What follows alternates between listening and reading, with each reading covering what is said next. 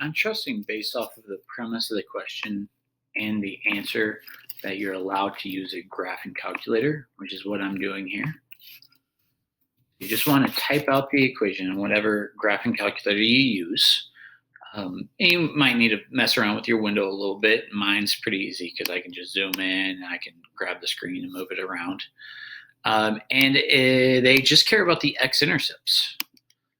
So there's further proof as to why you need a graphing calculator, because I don't think you could figure this out just by, doing the quadratic formula. It's a quartic, first of all.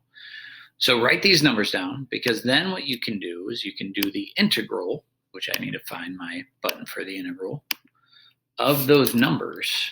That's what I don't like about this calculator, is once I click over here, it goes away, -0.859.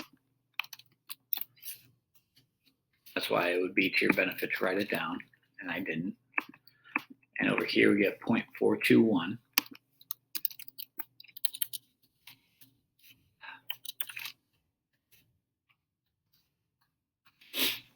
And then retype this equation, which I can actually just copy and paste.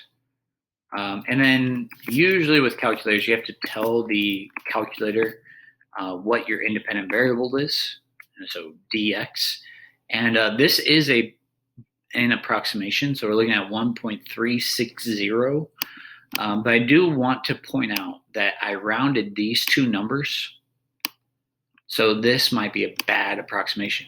I'm just sharing what I did to get this approximation, and the answer looks appropriate. 1.360 looks like the area under the curve from here to here above the x-axis.